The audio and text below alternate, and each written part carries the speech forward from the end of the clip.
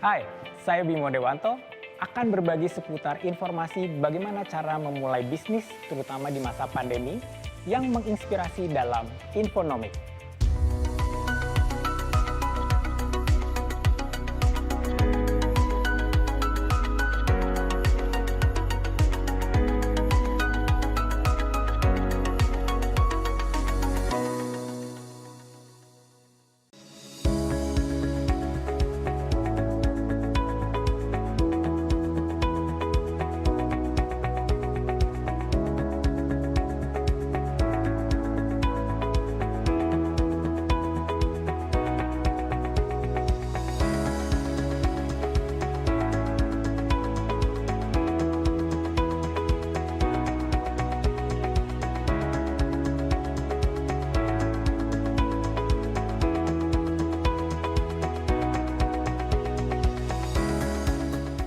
Di masa pandemi ini, kalau kita mau memulai bisnis, kita harus mencoba melihat apa yang kita bisa lakukan dulu. Jadi galilah potensi diri, lakukan SWOT analysis. Lalu kita coba kaitkan potensi diri dengan opportunity yang ada di luar. Karena pada saat kita mengenal diri kita sendiri dan kita mengerjakan sesuatu yang kita sukai, energi kita tidak akan ada habisnya. Oleh karena itu, saya menyarankan apapun yang Anda akan lakukan, mulailah dari sesuatu yang kita sukai.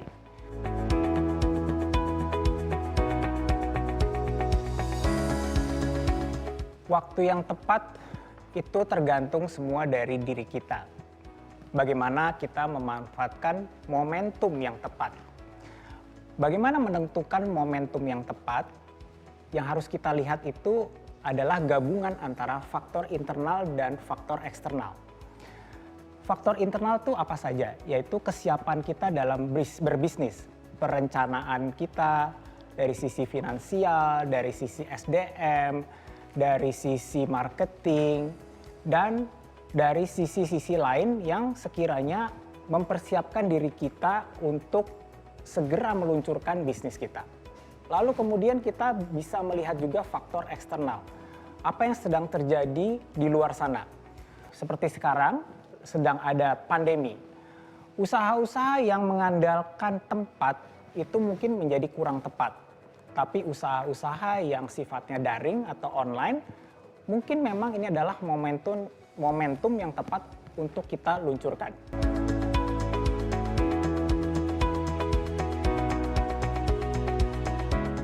Bisnis yang cocok untuk pemula, pada dasarnya itu jawabannya adalah kembali kita melihat dari apa yang kita miliki secara talenta, secara kelebihan ya, dan secara pengalaman. Nah, dengan kita melihat ke diri kita sendiri, misalnya secara talenta kita adalah seseorang yang jago masak. Nah, di sini kita bisa memulai bisnis dengan sesuatu yang kita sudah familiar dan kita sudah memiliki pengalaman. Sehingga melakukan bisnis atau memulai bisnis menjadi tidak terlalu sulit. Tapi kalau kita memasuki area bisnis yang kita belum pernah tahu sebelumnya, tantangannya akan jadi lebih banyak. Oleh karena itu, saran saya untuk para pemula, marilah kita kaji diri kita sendiri, apa yang bisa kita tawarkan dan solusi apa dan value apa yang bisa kita tawarkan kepada calon pelanggan kita. Yang kedua adalah mengenai personality. Kita juga harus melihat tipe personality dari diri kita. Misalnya kita adalah orang yang outgoing, yang senang bertemu dengan banyak orang. Bisnis yang mengumpulkan banyak orang seperti restoran atau kafe mungkin cocok untuk orang dengan tipe seperti ini.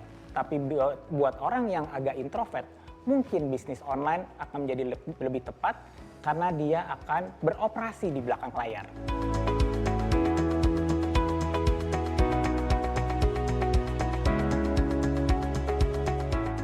Untuk membangun bisnis ada beberapa hal yang perlu kita persiapkan.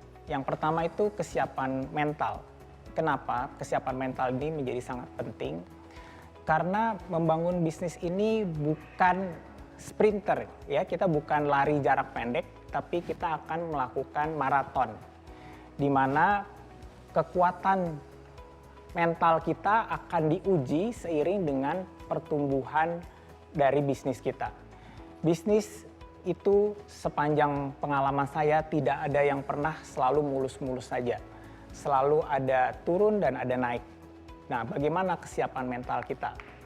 Yang kedua, untuk menyiapkan mental, kaitannya ini juga erat dengan kesiapan finansial.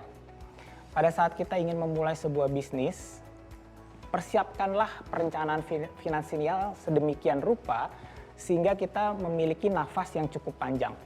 Karena bila bisnis di awal masih agak slow, kita bisa memiliki dana darurat yang cukup, misalnya untuk 6 bulan ke depan. Setelah itu yang kita harus lakukan adalah membangun branding kita. Branding ini sangat penting karena ini kaitannya dengan persepsi apa yang akan kita berikan di target audiens kita. Dan kalau misalnya bisnis kita itu sudah banyak kompetisinya, branding menjadi sangat penting karena ini menyentuh sisi emosional dan tidak hanya fungsional. Dan yang keempat adalah marketing dan sales. Tentunya kita juga harus menyiapkan strategi marketing yang kreatif yang akan mendrive penjualan dan mendatangkan omset buat usaha kita.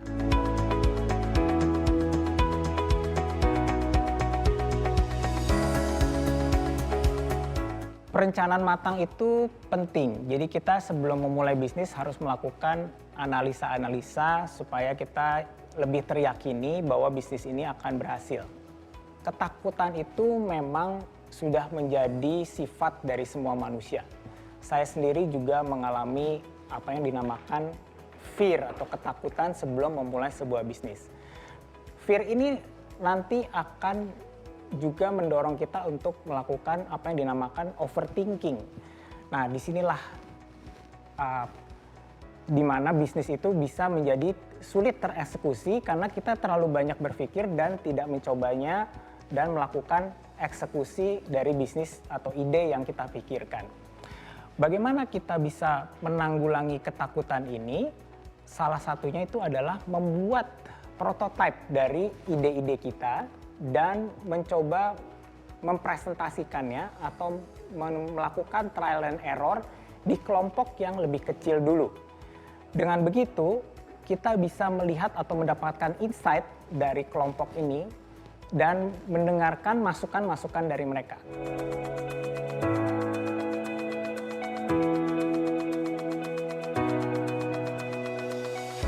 Bagaimana menghitung modal bisnis di awal? Tentunya kita harus mempersiapkan modal awal yang terdiri dari modal investasi, modal kerja, dan modal operasional.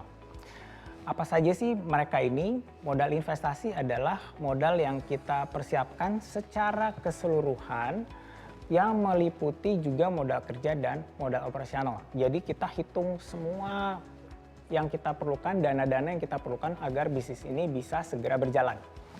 Lalu kita masuk ke modal kerja. Modal kerja ini biasanya menghitung dari sisi kas yang kita perlukan, ya, dana cash yang kita perlukan untuk misalnya berapa bulan ke depan.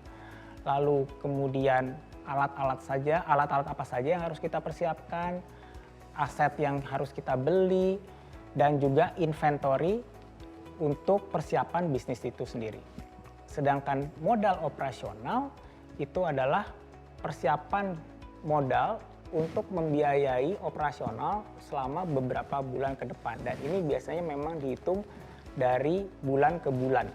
Misalnya bayar gaji untuk sekian bulan, lalu untuk membeli peralatan atau membeli bahan baku untuk sekian bulan.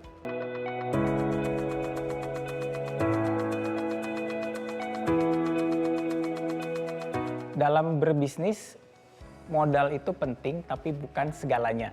Yang penting itu adalah ide kreatif di baliknya. Kalau kita ingin memulai bisnis dengan sedikit modal dan cukup aman, pebisnis di masa sekarang dimudahkan juga dengan banyak informasi yang tersebar luas dan merata di internet. Ada banyak program atau paket modal dari pemerintah maupun swasta yang memberikan tidak hanya manfaat finansial, tapi juga pendampingan kepada para pelaku usaha, terutama di masa pandemi. Pemerintah punya program pemulihan ekonomi nasional atau PEN yang fokus untuk pembiayaan UMKM, yakni bantuan produktif usaha mikro ataupun program kredit usaha rakyat. Bantuan permodalan seperti ini harus dimanfaatkan sebaik-baiknya oleh para pengusaha.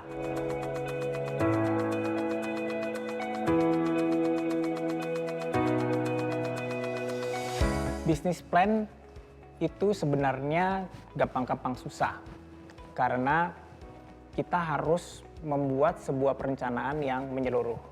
Supaya tidak lupa, kita sudah bisa menemukan di internet apa yang dinamakan Business Canvas Template.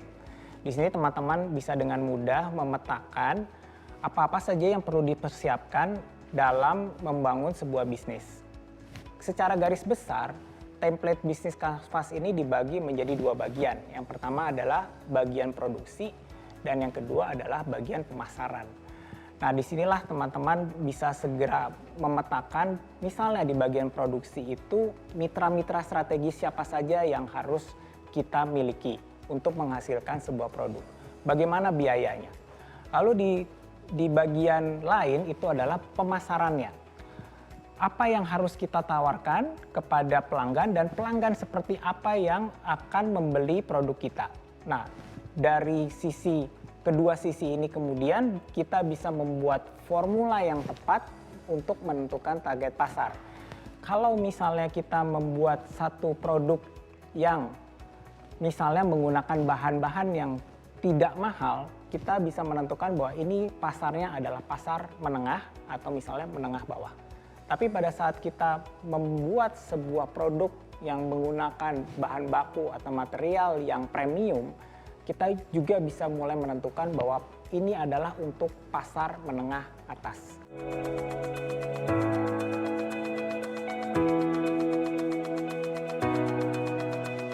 Kalau kata orang, nama itu adalah doa. Jadi seperti kita misalnya memiliki anak, lalu kita memberikan nama yang bagus, itu sebenarnya adalah doa orang tua. Begitu pula juga dengan brand. Brand ini selayaknya seperti anak kita, atau seperti baby kita, kalau orang bisnis bilangnya seperti itu. Di mana nama menjadi penting karena nama itu doa kita supaya brand ini kemudian menjadi relevan dengan audiensnya. Di zaman sekarang, nama itu juga menyangkut dengan persepsi dan asosiasi dari orang yang mendengarnya atau membacanya. Jadi kalau misalnya kita membuat sebuah bisnis yang namanya sudah keren, itu menjadi first impression yang bagus. Visi dan misi yang mengikuti dari nama dan branding juga sangat penting. Karena dengan visi dan misi, kita jadi bisa membuat apa yang dinamakan blueprint dari bisnis kita. Dengan blueprint ini, kita jadi tahu arah dan tujuan bisnis. Karena bisa saja kita bisnisnya sama dengan tetangga misalnya, tapi secara visi dan misi bisa sangat berbeda. Misalnya ada satu usaha yang visi dan misinya benar-benar profit oriented dan bisnis yang sama yang dimiliki oleh orang lain, visi dan misinya lebih sosial, tapi bisnisnya bisa sama. Nah, tapi secara eksekusi kedua bisnis ini akan berbeda.